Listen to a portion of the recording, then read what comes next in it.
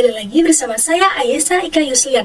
Oke, pada bab kali ini kita sudah mencapai di bab 2 yaitu About Router OS. Nah, ada beberapa materi yang ada pada bab 2 ini. Yang pertama ada Router OS dan Router Board.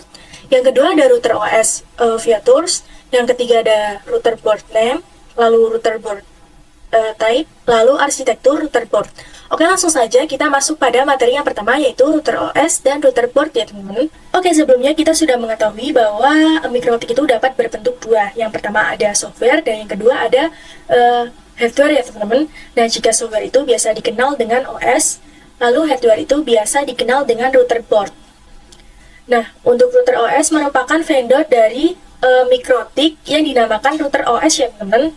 Nah, ini based on OS. Nah, router OS ini berbentuk OS ya teman-teman, sama seperti Linux, Windows, dan lain sebagainya, dan dapat diinstal di PC atau sebagai virtual machine ya teman-teman.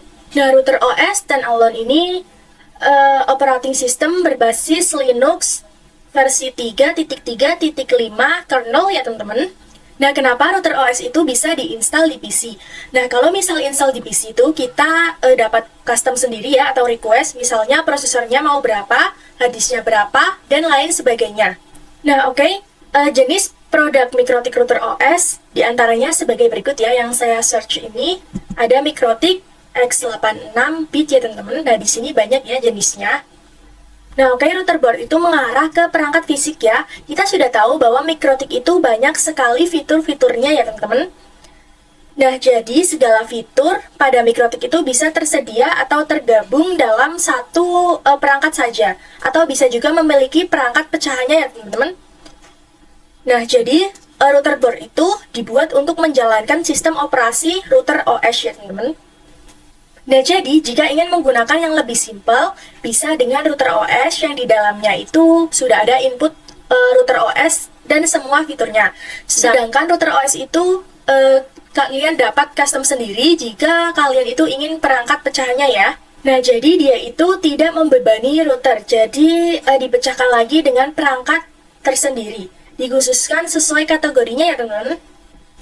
Tersedia mulai dari low end sampai dengan high end router ya teman-teman. Nah, oke, mungkin itu saja materi dari saya. Lanjut ke materi berikutnya. Oke teman-teman, kita sudah memasuki materi yang kedua yaitu router OS features ya. Oke, langsung saja kita masuk ke penjelasannya. Nah, oke, fitur mikrotik itu sangat banyak ya, seperti wireless network, lalu routing, firewall, dan lain sebagainya ya teman-teman yang ada di sini. Nah, di antara fiturnya dapat tertanam pada satu perangkat atau bisa dipecah menjadi perangkat yang terfokus. Misalnya wireless, namanya itu CHP wireless, dan lain sebagainya ya teman-teman. Oke, di sini kita akan bahas yang support wireless network ya teman-teman.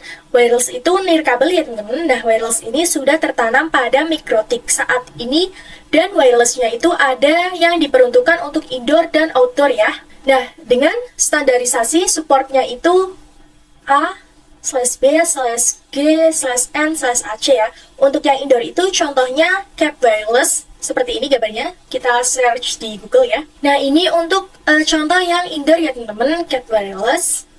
Nah, oke, untuk yang outdoor itu contohnya point to point ya, dan point to multi point. Nah, untuk point to point contohnya itu ada LHG AC mikrotik ya teman-teman. Nah, ada juga yang Dynedis mikrotik ya teman-teman, seperti ini contohnya. Nah, untuk yang multi-point itu contohnya ada Manbook mikrotik ya teman-teman. Lalu ada juga yang Omnitic ya teman-teman. Omnitic, kita cari Omnitic. Nah, seperti ini ya teman-teman. Nah, setelah ini juga ada fitur routing ya. Nah, fitur routing ini terdapat dua ya teman-teman. Ada static routing dan ada dynamic routing. Lalu ada fitur firewall dan NAT ya teman-teman. Nah, untuk firewall itu biasanya sebagai proteksi keamanan. Lalu untuk NAT itu biasanya untuk menerjemahkan IP address ya teman-teman. Nah, untuk firewall itu dapat digunakan untuk mengeblok website atau mengatasi serangan internal dan lain sebagainya ya teman-teman. Nah, lalu ada QoS. Nah, ini itu digunakan untuk bandwidth management. Nah, nanti mikrotik kita itu diatur manajemennya ya teman-teman. Seterusnya ada point to point tunneling ya teman-teman. Lalu ada user management, dan yang terakhir ada tools. Di dalamnya ada bandwidth test, storage, mapping, lalu MRTG, dan lain sebagainya ya teman-teman. Nah oke, mungkin itu saja materi dari saya. Lanjut ke video berikutnya. Nah oke teman-teman, kita sudah memasuki materi yang ketiga yaitu router board name, router board type, lalu arsitektur router board ya teman-teman. Ini saya jadikan satu saja. Nah oke, langsung saja kita masuk pada materinya ya teman-teman. Nah oke, pengkategorian nama pada perangkat router board mikrotik berdasarkan 3 kategori ya teman-teman, atau terbagi menjadi 3 kategori. Yang pertama ada symbol name, yang kedua ada word atau kata, yang ketiga ada exceptional naming ya teman-teman. Nah, oke, misal di sini yang berdasarkan simbol name ya teman-teman, ada RB751 yang berarti router board ya teman-teman.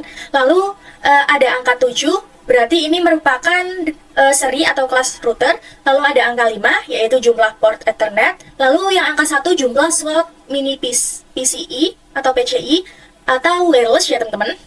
Nah, lalu ada juga yang menggunakan word atau kata, misalnya OmniTIC atau OmniTIK, Groove, SXT, LHG, lalu Dynadis, lalu CAP, dan lain sebagainya ya. Nah, ini juga ada exceptional naming ya, nama disederhanakan dan tahun pengembangan. Lalu biasanya Ethernetnya lebih dari 9 port ya teman-teman. Contoh ada RB600, 800, 1000, lalu 1100, dan lain sebagainya. Oke, kita akan lihat gambar contohnya yang RB600 ya. Nah, ini seperti ini ya teman-teman, gambar RB600 mikrotik. Oke, selanjutnya kita ke kategori type ya teman-teman. Nah, jadi pada belakang perangkat mikrotik itu ada type-type kodenya atau tipe-tipe kodenya. Nah, itu bisa kita definisikan ya teman-teman. Misalnya di sini ada RB952UI, lalu MAC2ND, lalu TC ya teman-teman.